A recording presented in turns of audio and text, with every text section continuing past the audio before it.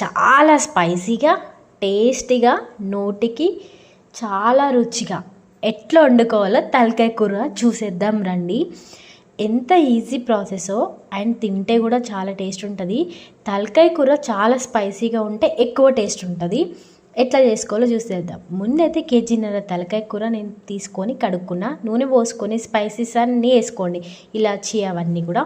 ఉల్లిగడ్డ ఎక్కువ వేసుకొని బాగా గోలించుకున్న తర్వాత కలేమాకు పుదీనా వేసుకొని అల్లం వెల్లుల్లిగడ్డ పేస్ట్ కూడా వేసుకొని బాగా నూనెలో ఫ్రై చేసుకోండి. తర్వాత తలకాయ ముక్కలు వేసుకొని పసుపు వేసుకొని కారం ఉప్పు కూడా వేసుకొని బాగా కలుపుకోండి. నా దగ్గర ఎప్పుడు స్టోర్ చేసుకున్న కొబ్బరి పొడి ఉంటుంది, అది కూడా కొంచెం వేసుకున్న తర్వాత garam masala and mutton masala mandatory, ఈ రెండు వేసుకున్న తర్వాత కొబ్బరి పొడి తగినంత వేసుకోండి. ఒక 7-8 విజిల్స్ పెట్టుకోండి. అంటే తలకాయ లేతకుంటే అవసరం లేదు, ముదురుగా ఉంటే ఎక్కువ విజిల్స్ పెట్టుకోండి. కొబ్బరి పొడి వేసినాం కదా, అట్లనే గరం మసాలా మటన్ మసాలా కూడా వేసుకున్నాం కదా.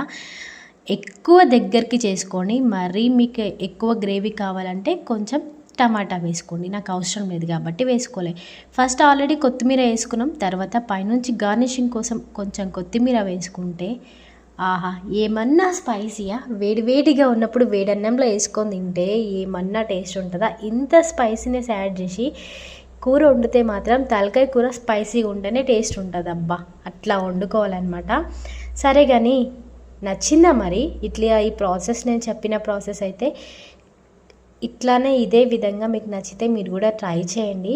అట్లనే చూసుకోకుండా ఒక చిన్న లైక్ ఇచ్చుకోండి ప్లీజ్. వీడియో ఇంత కష్టపడి తీసినా కదా మీకోసం. అలాగే మన ఛానల్ని ఫాలో అయిపోయింది, ఇంకా చాలా వీడియోస్ మీకోసం నేను అప్లోడ్ చేస్తాను.